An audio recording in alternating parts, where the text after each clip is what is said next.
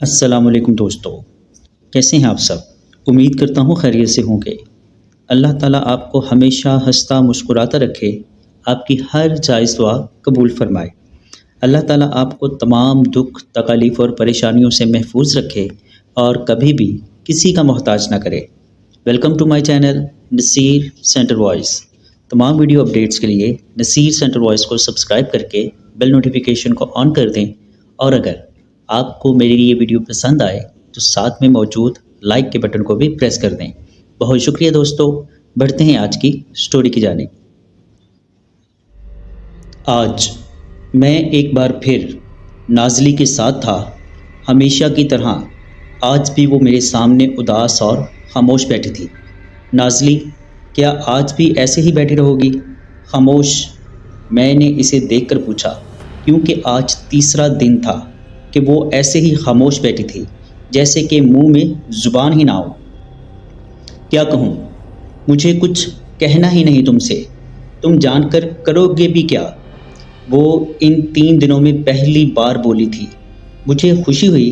تم بتاؤ تو صحیح، آخر تمہارا گھر کہاں ہے؟ تم مجھ سے رات میں ہی کیوں ملتی ہو؟ اور تمہارے گھر والے کہاں ہیں؟ میں نے اسے بولتا دیکھ کر سوال کیا تو اس نے خالی نظروں سے مجھے دیکھا۔ آج تیسرا دن تھا مجھے اس سے ملتے ہوئے۔ پہلی بار وہ مجھے درخت کے نیچے ملی تھی، اداس اور خاموش خاموش۔ میں پہلے تو ڈر گیا کہ کوئی روح ہو سکتی ہے، مگر وہ لڑکی تھی، ایک عام سی۔ میرے پوچھنے پر وہ کچھ نہ بولی، اور اب تیسری رات تھی۔ پتہ نہیں وہ دن کو کہاں جاتی تھی، مگر رات میں وہ ہمیشہ مجھے درخت کے نیچے کنویں کے منڈیر پر بیٹھی ملتی تھی۔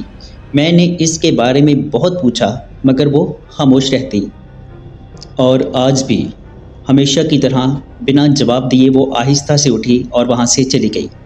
عرفان نے ایک بار پھر اپنے دوستوں سے مل کر دوبارہ اسی گاؤں جانے کا فیصلہ کیا تھا۔ نہیں یار، پچھلی بار جانتے ہو نا کیا ہوا تھا؟ نوید نے انہیں ڈرانے کی کوشش کی، مگر وہ ہنس دیا۔ ارے کیا ہوا تھا؟ مزہ آیا تھا نا؟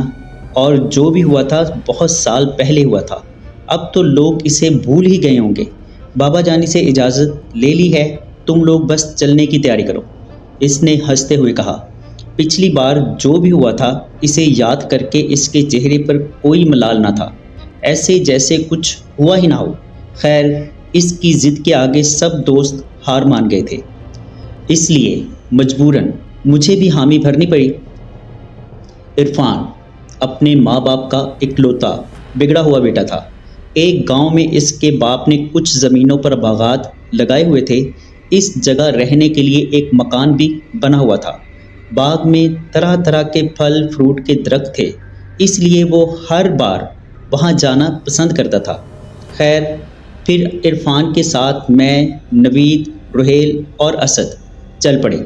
میں وہاں پہلی بار آیا تھا، اس لیے راستوں سے بھی انجان تھا۔ گاؤں پہنچ کر سب سے پہلے ہم نے اپنا سامان کمرے میں رکھا اور باغ میں سیر کے لیے نکل پڑے۔ پتہ نہیں کیوں باغ کے قریب ایک جگہ پہنچ کر وہ تینوں ایک دوسرے کے ساتھ اشاروں میں باتیں کرنے لگے۔ اسد چونکہ ساتھ تھا اس لیے وہ ان میں شامل نہ تھا۔ کچھ دیر بعد سیر کر کے سب واپس مکان کی طرف لوٹ آئے۔ اب اندھیرا ہر سو پھیلنے لگا تھا۔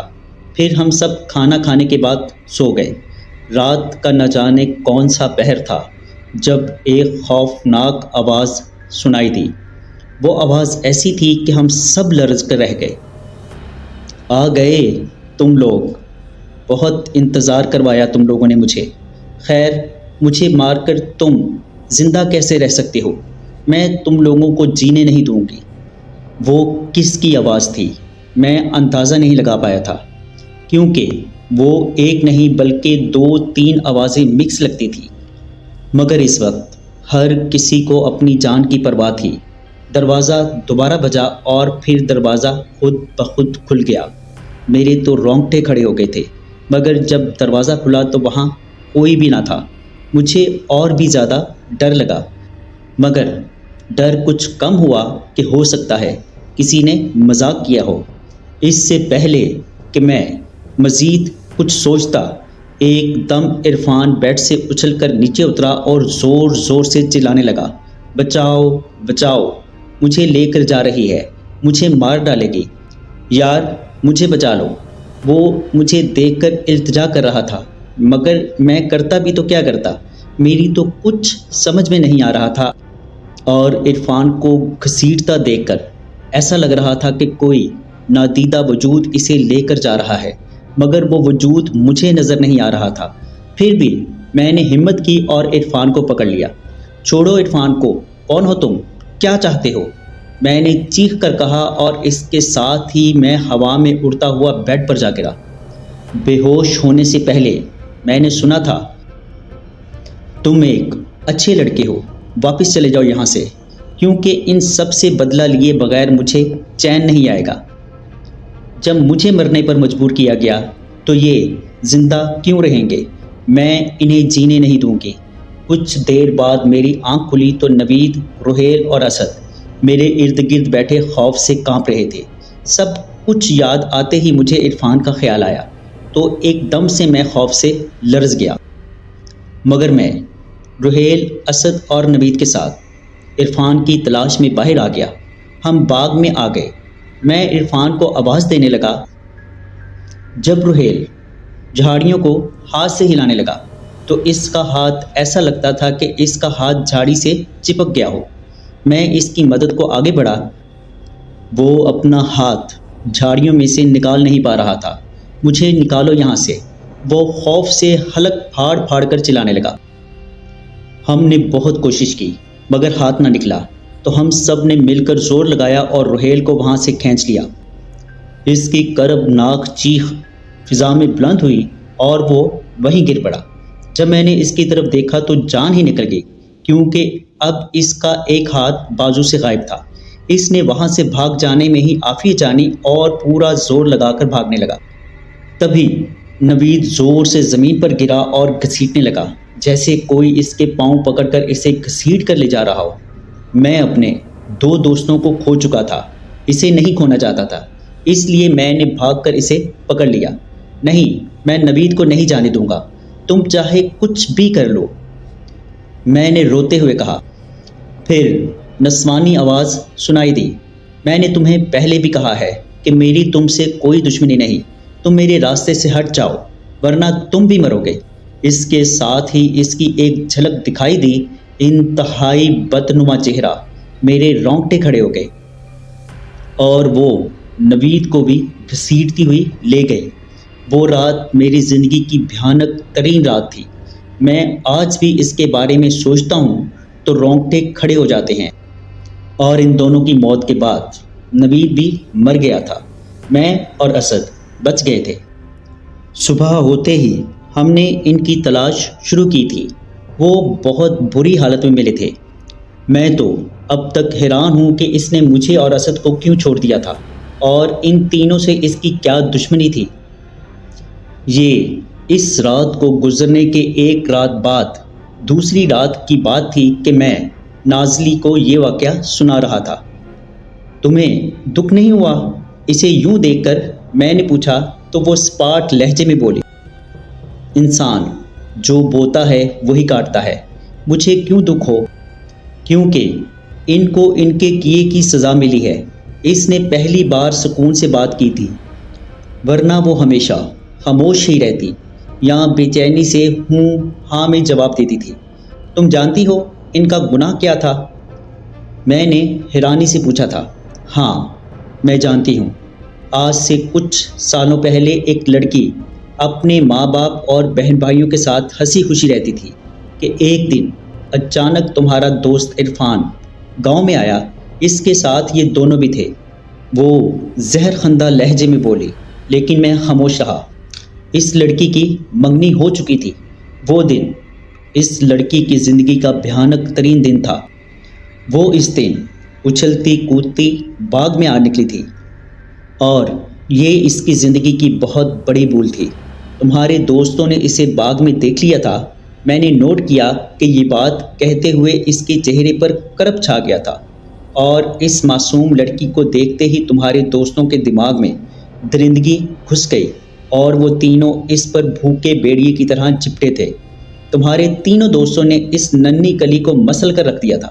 اس نے ایک گہرا سانس لیا اور اپنے آنسو بے دردی سے صاف کیے۔ میں نے اسے خاموش دیکھا تو اس سے پوچھا، تو اسد کو اس نے کیوں چھوڑ دیا؟ میں نے اس سے پوچھا تھا۔ اس سب میں اسد شامل نہیں تھا، اس لیے شاید وہ بچ گیا ہے۔ وہ اسی سنجیدگی سے بولی۔ اچھا پھر آگے کیا ہوا؟ میں نے اسے بولنے پر اکسایا۔ ہونا کیا تھا؟ بات تو صاف ہے۔ جب گھر والوں کو یہ بات پتہ چلی تو قیامت آ گئی۔ گاؤں میں طرح طرح کی باتیں ہونے لگی۔ یہ صدمہ اس کے ماں باپ نہ سہ سکے اور اس دنیا سے چل بسے۔ اس کے بھائی نے اسے گھر سے نکال دیا۔ اس کے بعد وہ نہ چاہتے ہوئے بھی عرفان کے پاس گئی، اس کے آگے ہاتھ جوڑے، اس کے پاؤں پکڑے، مگر وہ نہ مانا، اور اس طرح اس نے کنویں میں چھلانگ لگا کر خودکشی کر لی۔ وہ ایک گہرا سانس لے کر ہاتھوں کو آپس میں مسلنے لگی۔ تم یہ سب کیسے جانتی ہو؟ تم نے بھی تو یہ سب سن رکھا ہے نا؟ اصل بات تو تمہیں بھی پتہ نہیں ہوگی۔ وہ میری طرف دیکھنے لگی۔ آج تمہیں ایک اور حقیقت بھی بتا دیتی ہوں کہ وہ لڑکی میں ہی ہوں۔ میں نے مارا ہے تمہارے دوستوں کو، کیونکہ جب انہوں نے مجھے مارا تو میں انہیں کیوں جینے دیتی؟ یہ بات تو جائز ہے نا کہ موت کا بدلہ موت ہونا چاہیے۔ اور اس بات پر میں اچھل پڑا۔ اس نے میری طرف دیکھا، اس کی آنکھوں سے آنسو گر رہے تھے۔ اس نے سر جھکا لیا، پھر اس نے اپنا سر اوپر اٹھایا اور گمبھیر لہجے میں بولی، اب میں چلتی ہوں کیونکہ میرا بدلہ پورا ہو گیا ہے۔ وہ اٹھ کر جانے لگی اور میں بے چین سا ہو گیا۔ نازلی، میری بات پر وہ رکی۔ مت جاؤ پلیز۔ اس کے ہونٹوں پر زہریلی ہنسی اود کر آئی۔ میں نہیں رک سکتی، میں جا رہی ہوں اپنوں کے پاس۔ کہتے ہوئے وہ ایک دم غائب ہو گئی اور میں بوجھل دل کے ساتھ واپس گھر لوٹ آیا۔ جی دوستو، کیسی لگی سٹوری آپ کو؟ کمنٹ باکس میں اپنی رائے کا اظہار ضرور کیجیے گا۔ اگر آپ یا آپ کے کسی جاننے والے کے ساتھ کوئی ایسا ناقابل فراموش یا خوفناک واقعہ پیش آیا ہے اور آپ اسے ہمارے ساتھ شیئر کرنا چاہتے ہیں تو نیچے ڈسکرپشن میں موجود میرے واٹس ایپ نمبر یا پھر ای میل ایڈریس پر ہمارے ساتھ شیئر کر سکتے ہیں۔ اپنا اور اپنے گھر والوں کا بہت سا خیال رکھیے گا۔ مجھے اور میرے گھر والوں کو اپنی دعاؤں میں یاد رکھیے گا۔ اللہ نے چاہا تو ملتے ہیں کسی اور خوفناک سٹوری میں۔ تب تک کے لیے اللہ حافظ۔